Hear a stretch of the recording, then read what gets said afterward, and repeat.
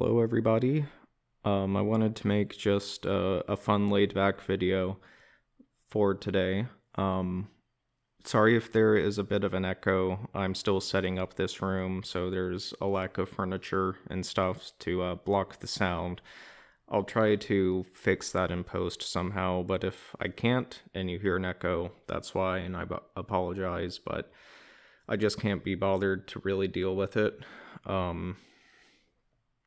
So for this video, I want to give you a tour of my NES collection. The NES is my first console. It's what introduced me to video games, and it's kind of what set me off into my obsession with computers and my fascination with computers and video games and all that. So I have a nice long history with this console. And just I've enjoyed it a lot. So before we get into it, I want to talk about two things. The first one is an announcement that I will be starting a long play channel, or that I have plans to. There's two main reasons. One, I think a lot of video game collectors will agree with me when I say that I simply have actually not played the majority of the games in my collection. And that has to do with not taking the time to play them, whether we're caught up with work or school or some chronic illness that incapacitates us for some time. So one reason I want to start the long play channel is to give me more of an excuse to play these games. And two, I also want to start this long play channel to use it as B-roll footage for videos I'll make in the future. I want to start a series of analyzing these games and seeing how they work, and maybe recreating the games in like Godot engine or something. So that's kind of the other reason I want to do it. I can't promise anything just because my health is so crazy all the time, but I really need to get back into doing things. And people say, don't, you need to focus on your health and not focus on YouTube or other things. Well, when you focus on your health too much, it really takes a mental toll. So I'm also doing these things to stay busy. Now, the second thing I want to talk about is ROM Dumpers. I'm a big video game preservation activist. I dump all of the ROMs and ISOs of every game I collect, whether it's GameCube, PlayStation, NES. The only games I haven't been able to dump are my Atari games up there and my Dreamcast games. Those are the only games I don't really have means to dump them, but every other system other than like Nintendo Switch and stuff and DS, I dump all of the ROMs for it. So I want to talk about two ROM dumpers right now. The first one is probably the most popular one that you've heard of, and it's called the Retrode. And this ROM dumper does not dump NES games. So why am I bringing it up? There is a YouTuber by the name of Nintendo who made a video about the Retrode, and it's a great video, and I don't want to upset him or anything, but in his video for the Retrode, in the thumbnail he put an NES cartridge. And I got the Retrode thinking that it had support for NES dumping, and it doesn't. Whatever. It's still a great ROM dumper because it'll, out of the box, it dumps both Super Nintendo and Sega Genesis games, and you can get the plugins which allow you to dump Nintendo 64, Mega Drive, all the different Game Boy variants, Game Boy Color, Game Boy Advance, and it's a very easy ROM dumper to use. It will basically make your cartridge act as a USB device So it's as easy as dragging and dropping the N64 file or the GBA file, which, as far as I know, is the only ROM dumper that has that type of functionality. The big issues with this thing is that I do not think there's any active ongoing support for this, which is very unfortunate because it is such a good device. And it's also very hard to find. I was lucky to get my hands on one, but I don't, it's just so hard to know like what exactly is going on with this device. And I'm sure the pandemic has something to do with it, but yeah. So what do I dump my NES games with? Well, I dump it with this other device known as the Retro Blaster, and this is another really great ROM dumper, and I think it is capable of dumping all the ROMs that a Retroed can. I mean, it can dump Game Boy, N64, Super Nintendo. I think it can do all of them. It just depends on the extension you have for it. So I bought mine with an NES extension. The other thing is that the Retro Blaster is considerably cheaper, and I think you have to wait until about 2023 to get your hands on one of these because the again, just shortage of parts and manufacturing. But the Retroed altogether, if you get all the extensions, is like $200. The Retro Blaster, this, not counting the extension, this is like $50-$60, and you get one extension for free. So I got the NES one. This ROM dumper is also really easy to use, and I really like it.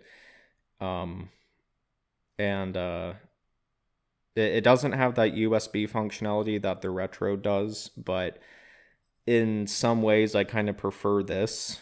I don't know, it just seems like I have more control over the process of dumping the ROM. But anyway, let's get into actually talking about the games and kind of showing you.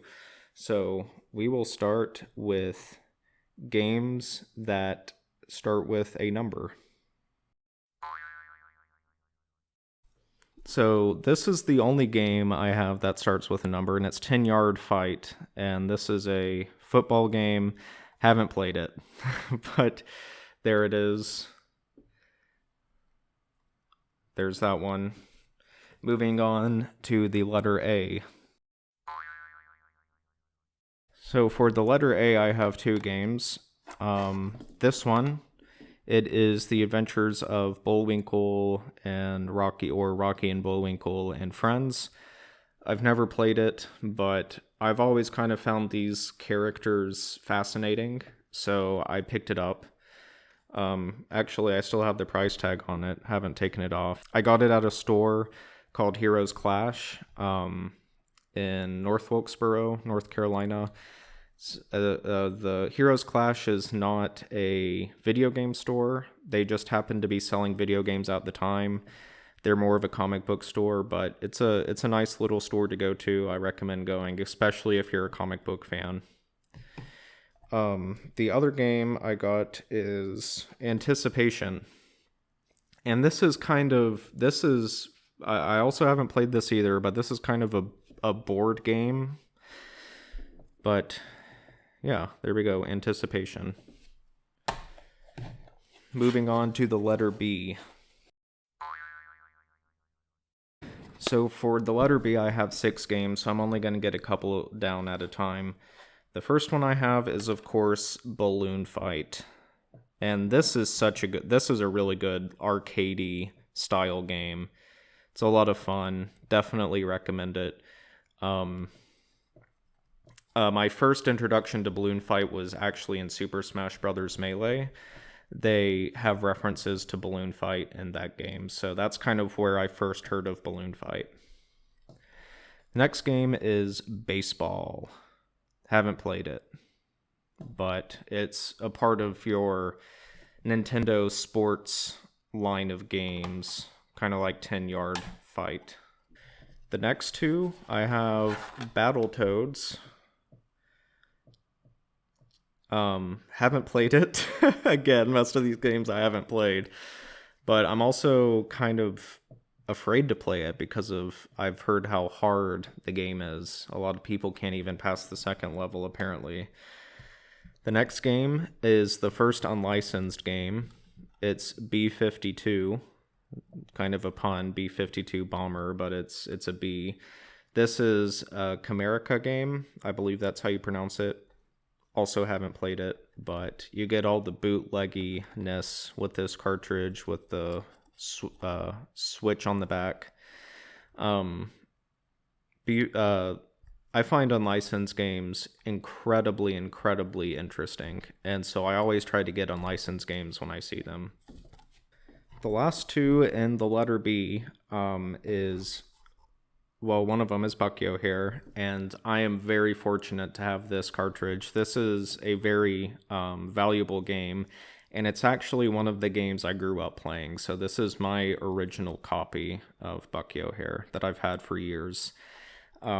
This is not just my personal bias rose tinted goggles coming out. This is an excellent game. It is, just like most NES games, very challenging, very difficult.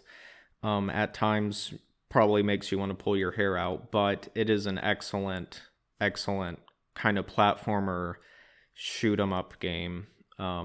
It has a lot of thought and a lot of character put into it. And speaking of character, I believe that this game is based on a show of the same name or a cartoon of the same name that came out in like 1992. Had a very limited run. It was kind of riding the wave of the Teenage Mutant Ninja Turtles popularity, and the show just fell into obscurity. But from it, we got a really excellent game, and this is just kind of an example of we really need to start backing up these games, because I don't know if this game is made by Konami. I don't know if they still hold the rights to Buckyo here, but if they do, they need to re-release it, but Konami sucks, so I doubt that they're going to do that. The final game in the B category is Burger Time. This is an interesting game. I haven't played too much of it, but it's kind of one of your more arcadey games. It's kind of reminiscent in the way you traverse it as like Donkey Kong or Mario Bros. Where it's just kind of like horizontal and vertical movement where you have these different like levels, but I'm probably not explaining it too well, but there's Burger Time. So moving on to C. Oh, I almost forgot. Because Buckyo here is one of my original games, I still have the manual for it, and I'm sure, I don't know how much money this is worth, but the game itself is worth a lot of money, so I imagine this is a lot of money. So it's all there, all original. And that's one thing that's really hard about NES games, is finding the manuals for them when you get them. So whenever I'm in a shop and I see an NES game and it has the manual, that's pretty much an instant buy for me.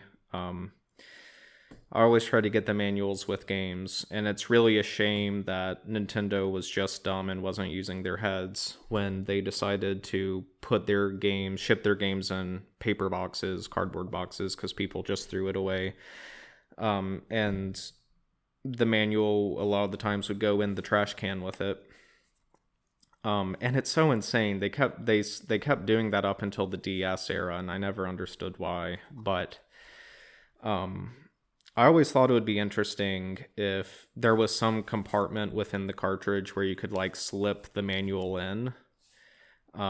Nothing like too big, nothing hard to clean, so dirt wouldn't get in. But yeah, I always thought that would be kind of interesting, and people would probably preserve the manuals if that was the case. Okay, now moving on to C. The first game in the C category is Caesar's Palace, or Kaisar's Palace, depending on if you've taken a Latin course or not. You'll know how to pronounce Caesar or Kaiser. I also got the manual for it, but I don't know much about it. I haven't played it, but There's been a lot of iterations of this game. There's been one on the Super Nintendo, I think on the Game Boy as well.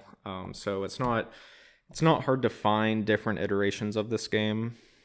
Um, but it's kind of like your casino card game. But yeah, I got the manual for it as well. Next, I got California Games. And if you're familiar with JonTron, you'll know he made a video on this. And that's kind of what drove me to buy a copy of this game, is his video. And that kind of goes into how content creators can kind of inflate the demand of a game. But yeah, there we go. California Games by Milton Bradley, when toy companies and board game companies used to make games. Video games, that is. Okay, 2 more games I've never played before. Captain Skyhawk, another Milton Bradley game,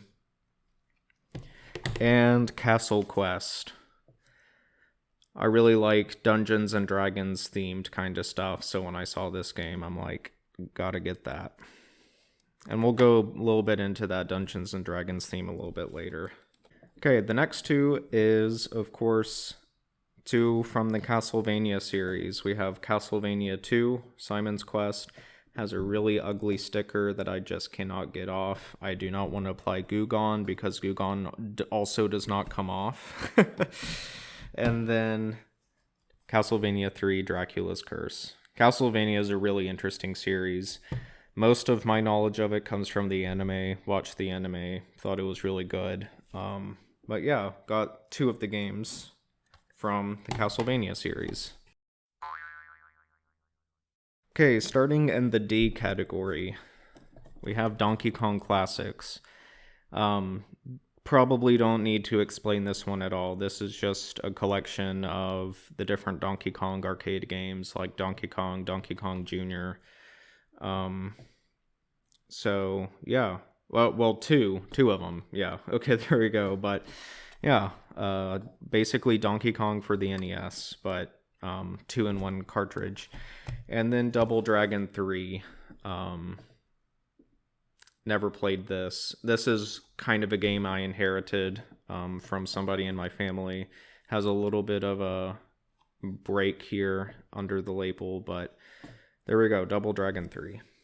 Next, we have, of course, Dr. Mario, the weird Tetris kind of like game that I don't fully understand, but I'm sure you've heard of it. Again, my first introduction to Dr. Mario was like Balloon Fight.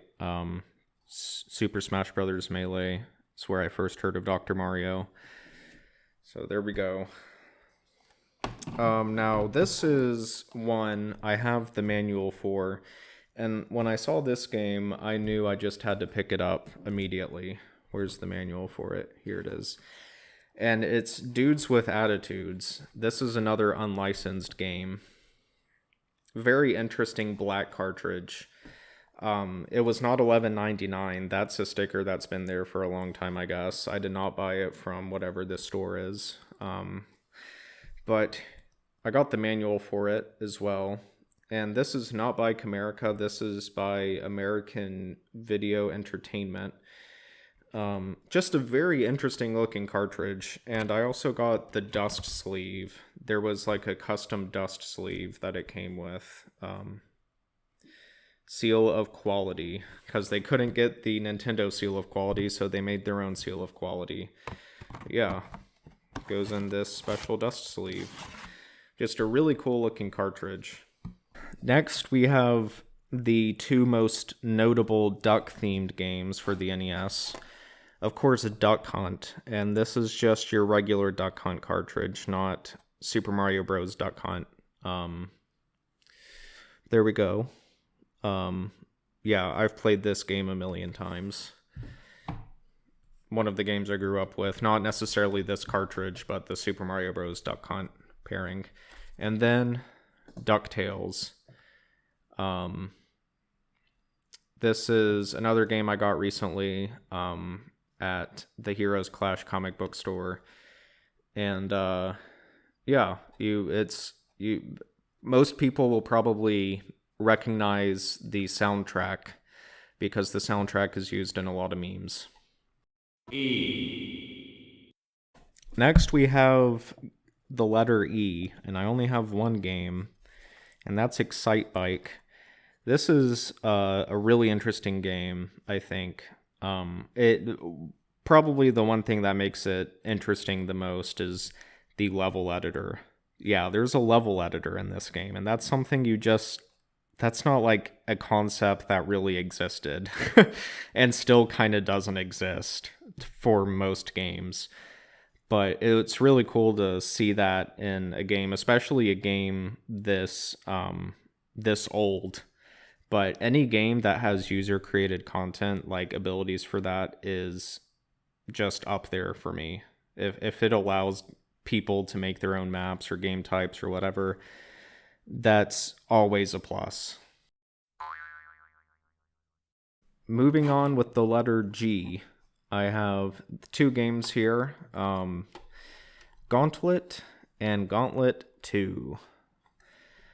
So I actually have a little tiny history of Gauntlet, but not the gauntlets on the NES game. I have a friend who grew up playing Gauntlet, and at the place we would go hang out at, there was a Gauntlet arcade machine. So when I saw these games, I knew I just had to pick them up. And I actually have the manual for one of them. Gauntlet 2, it looks like somebody sneezed while they had a bloody nose on the front of this, but there's the manual for Gauntlet 2. Next, on G, we have Ghost and Goblins, and this is a classic game that a lot of people know. I haven't played it. I'm sorry, I haven't played it. But I will make time to play it eventually. And then this one, Golf. This is another sports Nintendo series game, whatever you want to call it. And I've actually played this game, and I gotta say, it's really fun and it's really interesting. I thought, at least. And I'm not a big sports game player. I do not like sports games, but there's something about golf that's always a bit different from other sports. And especially mini golf, but mini golf kind of doesn't count. But this game, I think is pretty cool. Finally, in the G category, we have Gyromite. And I only have the game. I don't have Rob the robot. But I saw a good condition cartridge, so I got it. And of course, I haven't played it. Because you either need Rob the robot or you need two players. But yeah, and I have nobody to play my NES with. Now, the only game in the H category is Hogan's Alley, and this is a light gun game just like Duck Hunt, where you shoot the bad guys. And I don't have much to say about it because I also have not played it. Next is the I category. We have Ice Climbers. My first experience with Ice Climbers is, of course, Super Smash Bros. Melee, and I really like playing as the Ice Climbers in that game. So when I picked this game up and I played it for the first time, I was a little disappointed at how clunky the movement felt. And this Ice Climbers is very much a vertical Super Mario Bros. That is the best way I can describe it. So it's kind of a shame that it's pulled down by its clunky movement, because I think I think there is a place for a vertical Super Mario Bros. So I think it would be interesting if Nintendo brought back the Ice Climbers IP in a game, in a vertical platforming game, but they've already kind of done that with New Super Mario Bros. To be honest, but there we go, we have Ice Climbers. For J, we have Joust. This is a game I got recently as well. I have not had a chance to play it, but I did recognize it. I have seen some gameplay of it. But yeah, Joust. Next, we have Kid Icarus, another Super Smash Bros. Character, but this one's from Brawl, I believe, or the first appearances in Brawl. not Ice Climbers, Kid Icarus. I also want to say that a lot of the games I got, including this one and Ice Climbers, I got from a store called Video Game World, and it has multiple locations around the Charlotte, North Carolina area. And it's a store I definitely recommend going to because they have an excellent selection of games. Not endorsed by any means. There we go, Kid Icarus. And in K, we also have Kung Fu. This is Nintendo's beat 'em up game, pretty much. Don't have much to say about it, have not played much of it. But, you know, you always got to get these games that have this style label because they all match so well with each other.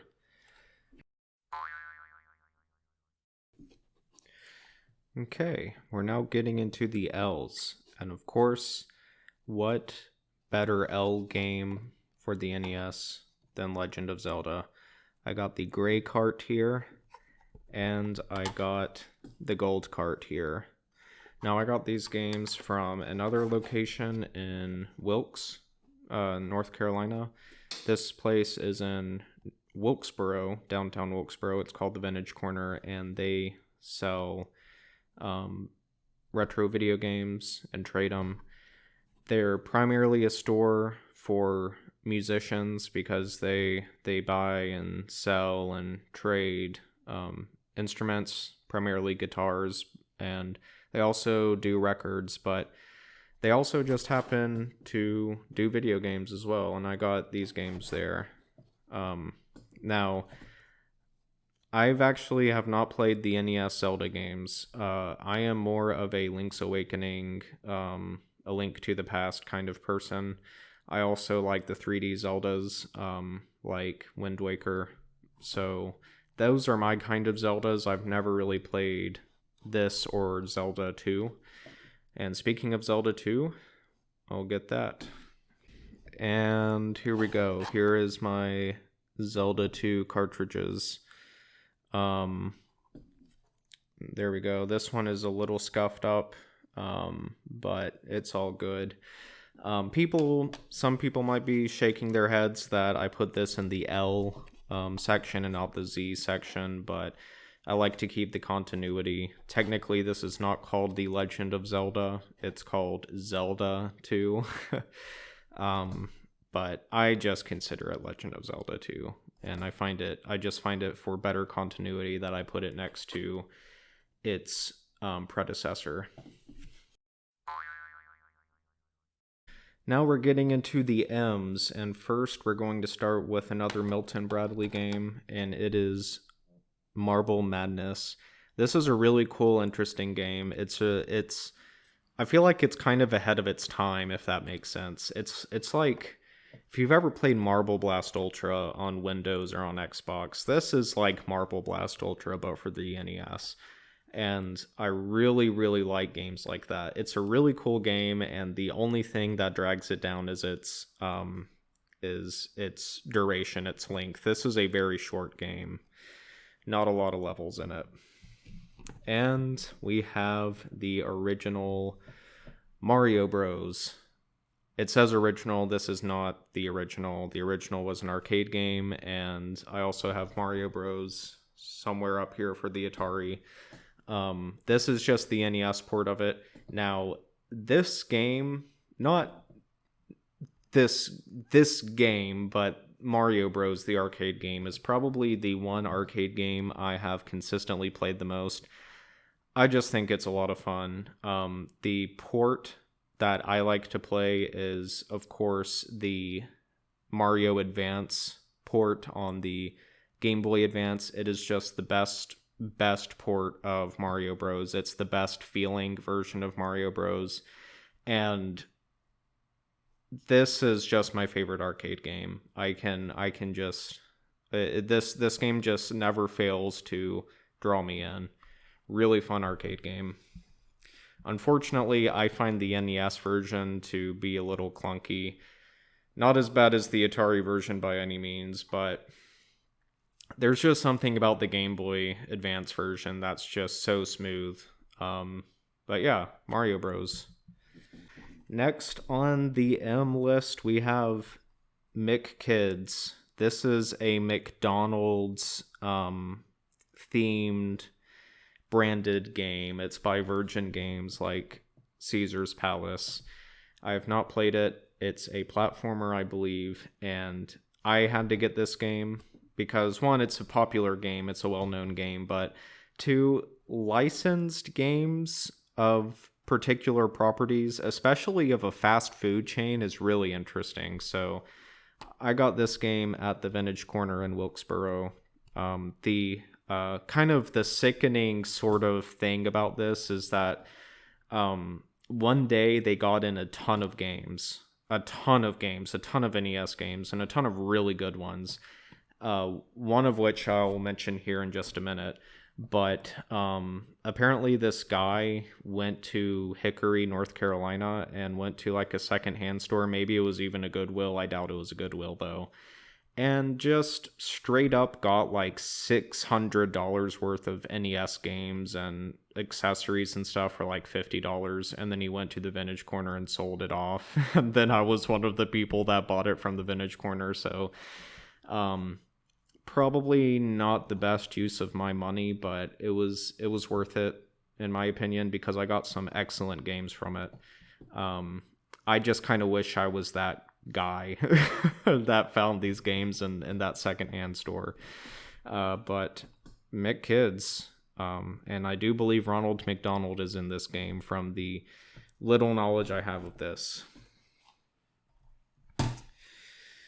And here we go. We have the first Mega Man game with the awesome, it's not awesome, it's awful art here. That is not representative of Mega Man at all, but that's part of the charm of this cartridge. I was able to get this game before the pandemic, several years before the pandemic, but even then this game was kind of an expensive game to get.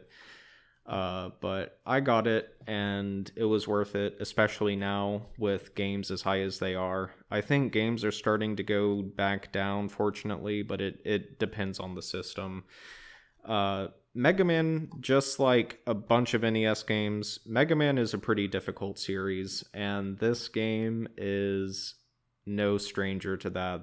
I consider this to be a pretty difficult game, but the Mega Man games just have such a charm to them, and it's a must-play series. Moving on with Mega Man, Mega Man 2. Oops, sorry, I hit my mic. Mega Man 2. This is such an incredible game. This is a must-play NES game. It's a must-own NES game. If you don't have an NES, find a way to play it. Play it on the Mega Man collection that you can get on Steam or like other consoles. This is just such a great game. This is a game that I grew up with. It's also the easiest Mega Man game. I feel like this is a game that's actually doable to a good extent. This is, other than Super Mario Bros., this is the only NES game I've ever fully 100%ed. Which is sad to say, but that kind of goes to show how hard NES games tend to be. But this is the easiest Mega Man game, and in my opinion, it's also the best one. It has such an excellent soundtrack, which I don't think there's a single Mega Man game that doesn't have an amazing soundtrack to it. And there's kind of a reason why the soundtracks are so good, theming wise. I mean, the reason why is because the composer is a genius, but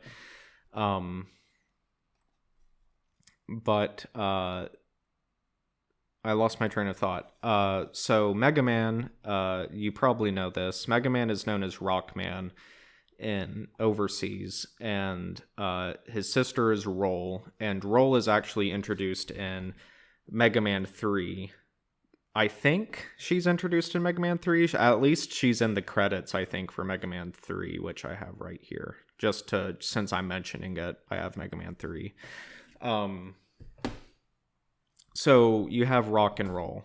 obvious, theming there, but a lot of the other characters are like bass. Just it's a very it has some musical theming to it, but there's a there's a band by the name of Bit Brigade that plays all sorts of old retro video game soundtracks, but they perform it live, and their Mega Man 2 set is just so legendary. It's such a good set because the performers are good, but also because the source material is just awesome. Mega Man 3 also has an amazing soundtrack. By the way, here's the original manual for Mega Man 2. I don't know if I'm missing the cover or this is just how it looks. I've owned this game since as long as I can remember, so I don't know if I'm missing anything from this manual, but manual for Mega Man 2. Mega Man 3, I want to talk a little bit about Mega Man 3. Mega Man 3 is it's a really good game. It kind of goes, I feel like it goes back on the difficulty a little bit. Mega Man 2 is the easiest one, and Mega Man 3 is a bit harder. Specifically with the Proto Man sections, which I just can't stand. Like, I love the lore of Mega Man. I think Proto Man's a really interesting character, but in terms of gameplay, every time he shows up, I just dread it. But Mega Man 3 is, I feel like, a really good follow-up to Mega Man 2. It's probably as good of a follow-up as it can be. But moving on. And probably my most valuable game in my collection, my NES collection that is, that's Mega Man 5. I got this at Vintage Corner from the that big collection $600 sale kind of deal. This was a pretty expensive game, but it's Mega Man, had to get it. Have not played it. So I don't know what to expect. I think Mega Man has like a jetpack or something in this game. I don't know, but Mega Man's just a must-have, so I got it. And it's in really good condition. Next up, we have Metroid, and I have 2 copies of Metroid here. One is your typical NES Nintendo Action Series style cartridge label art, and then the yellow one. I've owned this Metroid game for a long time. I got it at Video Game World, I believe, a while ago. I recently, like in the last year or two, I got this game at the Vintage Corner because I have never seen a yellow cartridge or a yellow label before. I thought that was very strange, so I got it. I've always been used to seeing this label. So when I saw this different yellow label with kind of very plainly see Samus's design there, which I thought was so interesting because I never... The NES games, the graphics are so primitive, so I feel like because of that, the characters have really changed designs over the years because they had to interpret like HD versions of these 8-bit characters. But it's really interesting seeing Samus on this label and seeing pretty consistent designs with how we see Samus in Metroid Prime and the Smash Brothers series. So saw that, of course had to get it, and I always get cartridges that are in good condition. So moving on from Metroid. Next we have the final unlicensed game in my NES collection, and it is Micro Machines. Actually, I should hold it that way. It's kind of upside down, which is weird. This is a game by Camerica, Codemasters, and again, it has that Switch on the back in all of its bootleg glory. What's really interesting about this game, this is a really cool game. It's a racing game. It's a really cool game, and I feel like this is the most well-known unlicensed game, almost to the point where I think a lot of people don't even realize that it's unlicensed because it's that good of a game. like like technically this is a bootleg. And when we think of bootleg, we think of poor quality, but this game is far from poor quality, in my opinion. It's it's a very interesting game. Now, Codemasters, they still might exist. I know they existed up to the PS2 era. Um, just because they didn't have licenses to produce, um, NES games officially, it doesn't mean that they necessarily make bad games. But now that I think about it, the Codemasters game I recognize from the PS2 era is American Idol, and that's not necessarily that great of a game, so I don't know. Maybe not. But moving on. Next, I got Millipede. This is a very confusing arcade game, and that's because I've played this game a lot without the manual. But now I have the manual, so now I should know how to play it, as long as I do my homework and I read this thing. And that's an issue kind of going in with a lot of retro games, especially like big box PC games where you try to play like the original Fallout. And those types of games, you just got to read the manual to know how to play them. I feel like I'm the same way with this game. This is a game I've tried to play before, and I just never given it a chance. But now I have found the manual.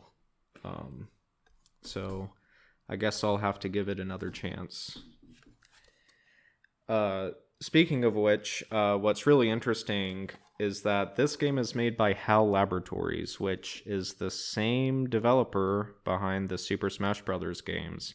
So it's really interesting. Oh, and of course the Kirby games. But it's really interesting to see games made by developers that we kind of think of as more modern developers, but they really got their roots back to the NES era. However, there is Kirby's Dream Land for the NES, so I don't know if that should be that surprising.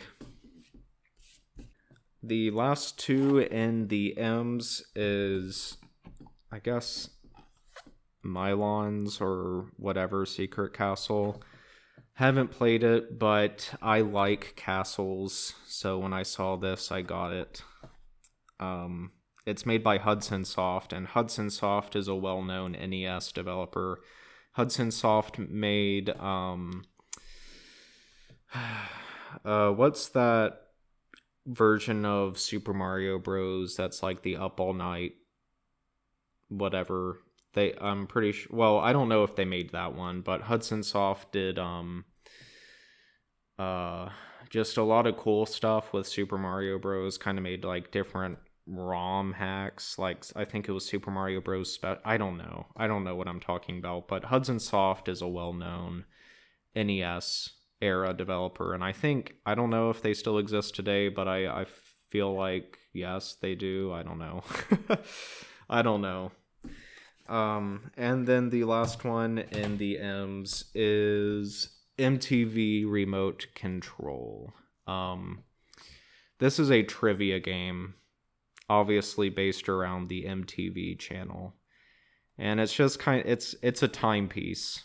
It's a timepiece to when MTV used to play music videos, but actually I think they still do play music videos. I think people just don't catch it at the right time, because last time I tuned into MTV, it was music videos, so they were playing rap. But anyway, MTV Remote Control trivia game for the NES. So for the ends, I only have one game, and it's NES Play Action Football. Now, I'm always tempted to put this in the F category because it's just football. And it even says, well, actually, no, I do see it says NES Play Action, Weird title. I think this is such a weird title. Um, and it shouldn't be a weird title, but it is because you don't see NES play action on like any other game but this. And why doesn't this follow the same? Is this even made by Nintendo? I guess not. So why do they have the NES like I know it's released, it's a game on the NES, but I don't know. We have 10-Yard Fight, and that's the obvious like in-house Nintendo football game, but NES play action football. This is another game I inherited from somebody in my family, so it's not one that I bought anywhere special, but there we go. Moving on to the letter P, as in PP potty. The first one is Pac-Man, and this is the licensed Tengen, or Tengen. I call them Tengen. The licensed Tengen cartridge. Tengen also did Gauntlet, but Tengen is infamous for their bootlegs, their unlicensed cartridges. But I believe before they started making their unlicensed cartridges, they did make licensed cartridges, and this is one of them. And they just fell into some bad blood with Nintendo. Nintendo stopped giving them like lockout chips, so they just gave a big middle finger to Nintendo and said, well, you know what, we will do it without your lockout chips. So you can find this game, same label, same program in it. It's just your black unlicensed Tengen cartridge. Now, this isn't the only Pac-Man game for the NES either. There is, I think it's by Capcom. I'm not sure, but there are different ports of Pac-Man to the NES, and this is one of them. I think there's technically two ports. One is by Tengen, and then one is, I believe, by Capcom. But again, the licensed Tengen Pac-Man cartridge. Next on P, we have Pinball. I have not played this game. I don't know how it plays or anything, but just based on the label, I would assume this is similar to Breakout. It has Mario, kind of, but it's orange shirt Mario. It's like Vine Sauce Sponge. That's like as close as we can get to like a Nintendo official Sponge character, I feel like. Orange shirt Mario. R. Moving on to the letter R, I have two games here. I have Rad Racer, and this is a interesting game in the sense of its perspective. This is a racing game, of course, and it has like a third-person view from behind the car, and you can see the road deforming and stuff. It's this interesting perspective, that kind of racing game. I don't know how to describe it, but I'm sure you've seen this style of racing game. And next, The Rocketeer. So I actually tend to get my NES games pretty blind going in. So it's funny, I always have like higher expectations than what I get out of them. And this game is like such a good example of that, where I really like 1950s streamlined modern architecture and artwork and stuff. And I've actually never seen The Rocketeer. I don't know much about it, but I always thought the design of this superhero is so freaking cool. And I saw the label for this game and I'm like, oh man, that looks like it's right up my alley. And I play it and it's just not that good. It's like a terrible not Pac-Man, Mega Man. It's like a terrible Mega Man. It's just such a confusing game, which I'm sure if I had the manual for it, I would understand it a lot better. But I'm sure I can also look up the manuals online if I really wanted to. So moving on to S. So first on S we have Slalom, and uh, again this is a sports series Nintendo in-house game, and this is kind of another forced perspective sort of game like Rad Racer. So you can't really you can't really compare it to like Ski Free or Skiing for the Atari 2600. This is, I believe, more of that kind of Rad Racer perspective sledding or skiing game. And next is Solar Jetman. I know nothing about this game. I have not played it. I have the manual here for it. And this is a game I got recently from a store in Boone, North Carolina called Ori's Game Corner. And it's also a good store. It's also a great store to go to. Good locally owned game shop.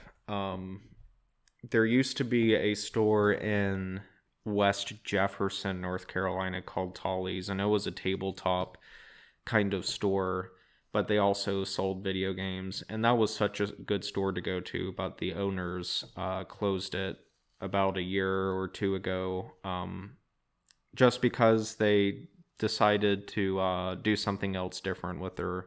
It was before the COVID pandemic, so I guess it's been a while.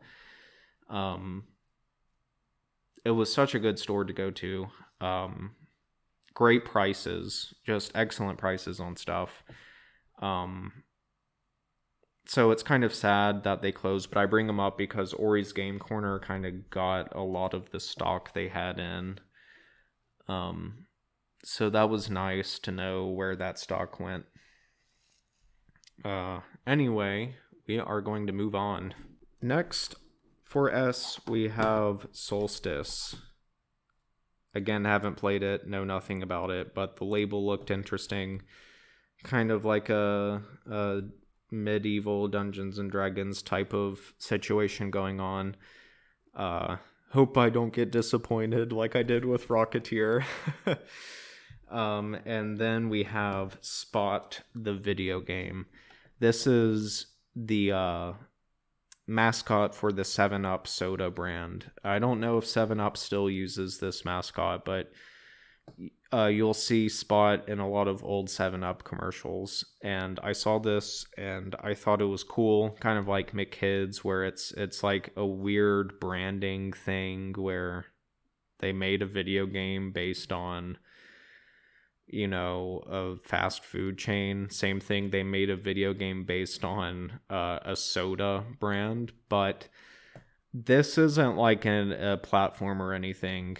This is more of like a puzzle game. I don't know the rules at all to it. I've only seen gameplay out of context.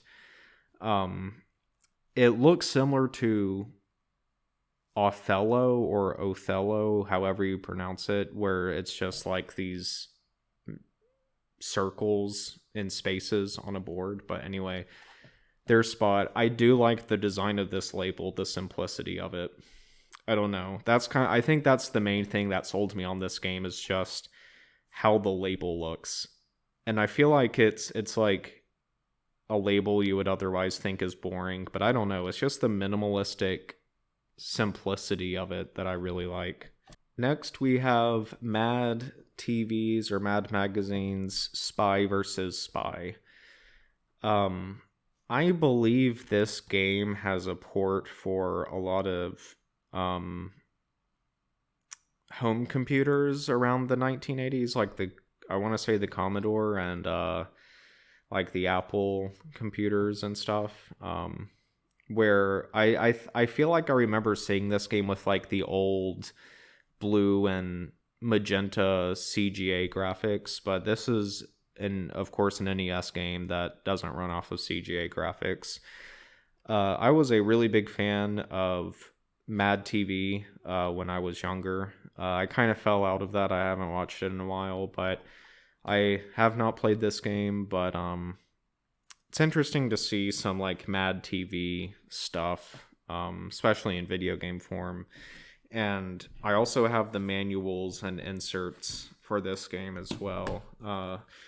Here's the manual, Spy versus Spy. And here's kind of some old like postage survey stuff. Here's a warnings, FCC, whatever stuff card from the developer of this game. I don't know how to pronounce Chemco. I'm not even gonna try. Anyway, there's Spy versus Spy. Next we have, of course, the game that everybody gets an NES for, the NES seller. This is Nintendo's version of Halo, if Halo's for the Xbox, and that is Super Mario Bros. Super Mario Bros. Without Duck Hunt. This game I have memorized. I know all the back. I've played it so many times. Just so many fond memories with this game. This is the 5-screw version of it. I mean, what is there to say about this game that hasn't already been said? It's just, I don't even want to be redundant, because you can just, there's just so much to talk about this game. It's my favorite out of the 3 on the NES, but I don't think it's the best one, but it's my favorite. And I'll get into what I think is the best one when we get to those. Now, I forgot to mention, I actually have 2 copies of Super Mario Bros. Without Duck Hunt, and I have 3 copies of Super Mario Bros. And Duck Hunt, and I think they all have the same label on it. There's different versions you can get that have different looking designed labels on them. I think the 3 I have all have the same label. So I have 3 copies of this and 2 copies of Super Mario Bros. Without Duck Hunt. One of the reasons I have 2 copies of Super Mario Bros. Is one, to use with my Game Genie. I will not be showing off my Game Genies in this video. This is just for games, not for accessories or controllers, but Super Mario Bros. And Duck Hunt. Yeah, not much to say about this one. The reason I have 3 copies of that is I've gone through a few NES consoles throughout the years, and when I say I've gone through them, I still have them, they still work, but I just find myself buying them. I haven't bought a new one for a while, but usually when stores sell you an NES, they will bundle the Super Mario Bros. And Duck Hunt cartridge with them, so that's why I have 3 of them. I also have Super Mario Bros. Duck Hunt and World Class Track Meet, 3-in-1 cartridge, and this would come with there were like 3 different editions of the NES when it was out. You had or maybe 2, I don't know. There were like 2 which had the light gun and Super Mario Bros. And Duck Hunt, and then you had like the Ultimate edition that had the light gun and the trackpad. I don't have the trackpad. I just have this game. So yeah, no real way to play it. Okay, moving on to the other 2 Super Mario Bros. Games. We have Super Mario Bros. 2. There is my copy of Super Mario Bros. 2 right there. And Super Mario Bros. 3. First of all, I kind of want to talk about the label on Super Mario Bros. 3.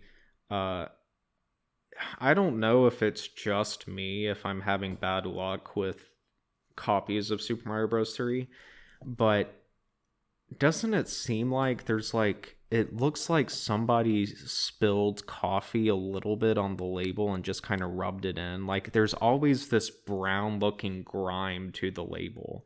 And that's what I see on every single copy of Super Mario Bros. 3. So I don't know if it's like part of the actual print or if some intern at Nintendo just happened to spill coffee on every single copy of this game. I don't know.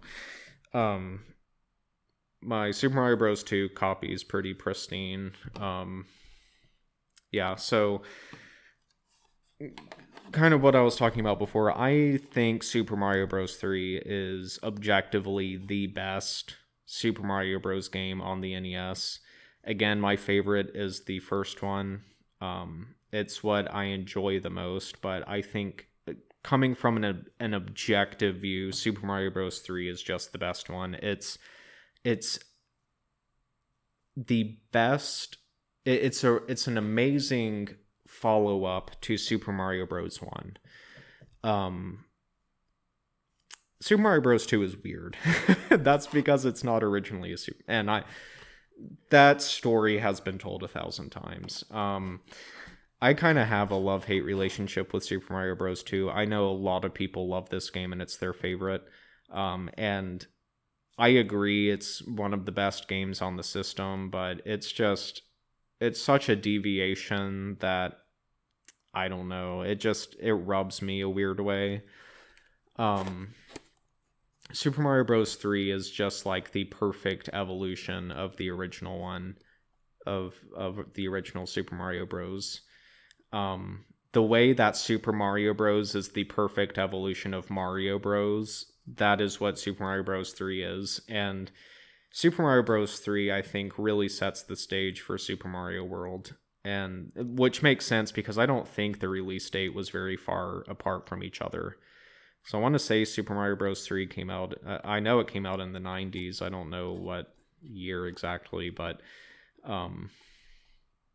there's a lot to talk about, which I won't just for time, but I think one of the most notable things about this game is the Goomba shoe, which is kind of Yoshi, but not Yoshi, where I know there's like a whole thing about how Yoshi has been planned since like the first Mario game, but the NES couldn't technically handle Yoshi, which I find a little confusing, because I think, yeah, the NES is like a really limited system, but I think there's ways that you can... There's always got to be like some sort of workaround. Now, obviously, you're not going to put like a first-person shooter Call of Duty on an NES, of course, but I mean, some like a concept like Yoshi, I feel like should technically work on an NES. So I don't know, that's just kind of that's all I always thought of that as weird. Like if they could get Goomba's shoe working, why couldn't they get Yoshi working? And I think there's actually a bootleg version of Super Mario World for the NES that actually has Yoshi in it. But you can, when you're playing Super Mario Bros. 3, you can see how much it is making the NES struggle. Like it pushes the NES to its limits. And because of that, we just have this excellent Super Mario Bros. Game. I think the reason, probably the main reason I don't like it over the original has to do with its difficulty. I think it's a much harder game, and it's not helped with the fact that it doesn't have a saving and loading system, which it does have in Super Mario Bros. All-Stars and Super Mario Advance, and because of that, I always prefer playing those versions because I can actually save my game. Because Super Mario Bros. 3, this is a long game, and I've tried beating it in one sitting. No, it's a game that you have to leave your NES running overnight and hope your NES doesn't freeze or crash or anything. So, I I think the big thing that really bothers me the most about the difficulty is that when you get an item, when you hit a block, an item block, the way the item comes out of it is it feels unpredictable. Like there's an obvious pattern where it goes out to whatever opposite direction you are, like in relation to where the box is. Like if you're on the left side of the box, the item will come out on the right side, which I find so frustrating. And you have to account for that more, where in the first game it always comes out on the right side, it always goes forward. So I feel like I can always rely on that. But in the third game, gosh, I hate that so much. It just frustrates the crap out of me. Anyway, moving on. Gotta get this video finished. Oh, I almost forgot. I have the original manual for Super Mario Bros. And Duck Hunt here, since it's one of the games I grew up with, and I just always have had the manual. And I love reading through this thing. I love how they drew the sprites onto paper. And I remember reading this as a kid and thinking that the names were just so cool for these enemies. Okay, actually moving on.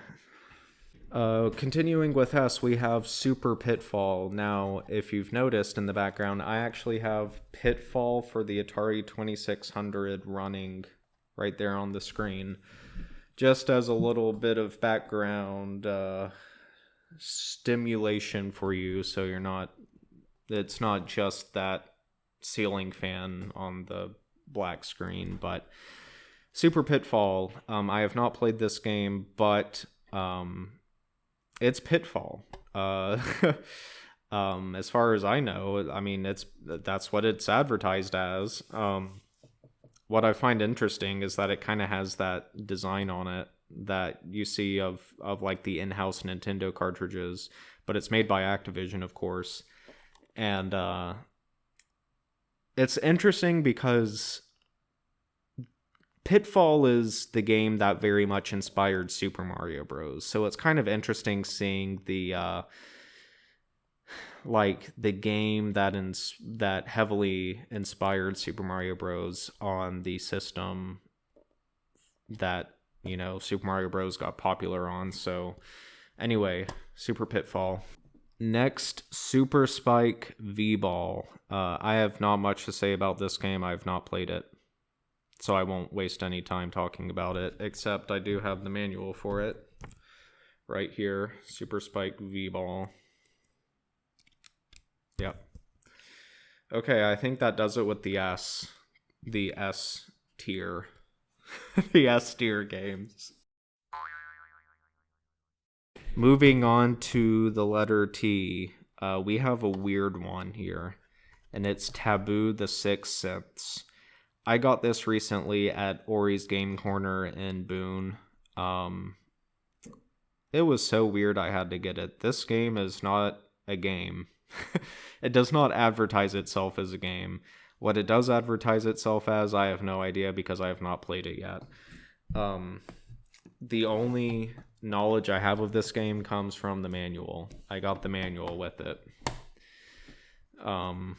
Yeah, I mean, it's weird. Let me see where it... Yeah, Taboo is not intended for children under the age of 14 years. So yeah, we've got maybe even a suggestive game. I have no idea what to expect from this. But again, it does not advertise itself as a game. The name itself is a little bothersome, but yeah, Taboo the Sixth Sense. When I saw this, I just had to get it because of how weird it is. Next is Target Renegade. Again, know nothing about this game. Have not played it, but I do have the manual, and it says how to play. So if I read on this, I should be able to have a good idea of what to expect. The full manual is all here. Great. Let's move on. Okay, so in the teas, we are getting into the Teenage Mutant Ninja Turtles trilogy. We have the first one here. And I don't have much to say about the first two games because I have not played them. The arcade game and this one. These games are relatively easy to find. They're not too expensive to get. But the third one is the one that you gotta, it tends to be a bit more expensive, and I think it's for a good reason because it's a great game. I've played quite a bit of it. Yeah, so I don't have much to say about these, but the third one I do. And here's the third game, Teenage Mutant Ninja Turtles 3: The Manhattan Project. This is a really, really cool and fun co-op game. If you have a friend to play this with, this game is a lot of fun. And it's a side-scrolling beat 'em up, and it's just it's a really cool game. I don't know if I mentioned this already. It's a game I grew up playing, but it's a game that feels good to play. The controls feel good, like the feedback you get when you hit enemies, like the Foot Clan ninja guys. This game is just really good. It's really well made, and it's another Konami game. And I don't know if Konami has the rights to publishing Ninja Turtles games, but this game has to see the light of day again somehow on modern systems. Just a really good beat 'em up game, and I'm not even a beat 'em up fan, but this game holds a special place in my heart. Up next we have Tetris. One thing you'll notice is that the label on this is the same label as I believe on the Game Boy cartridge, the same like art and design on it. This is my favorite iteration of Tetris. This is my favorite version. It just feels good to play. That's all I can say about it. I've played many hours of this version of Tetris. And speaking of Tetris, we have Tetris 2, the sequel. I have not played this game, but I do have the manual for it right here. Front and back, and yeah, Tetris 2. So I don't know what the difference is between Tetris and Tetris 2, but I'll find out when I play it. Moving on, we have Tiger Heli. Not played this game, so I will not comment on it. These other ones are other flying themed games. Top Gun and Top Gun 2, or not Top Gun 2, it's just Top Gun the Second Mission. I've not played them either. So, yeah, and I will not really go into these for time reasons, because I don't know about them. The final T game I have is To the Earth. Have not played it. Don't know anything about it, but this is the final game that I have a manual for.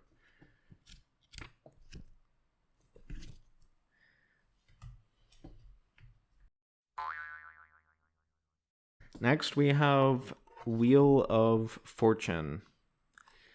This is a pretty common game to come by, as is pretty much all of the Wheel of Fortune games you can get on the NES. I've played this game quite a bit. Wheel of Fortune is a pretty interesting game, and I have another version of Wheel of Fortune as a CD-ROM game. It's a cool game. I like it.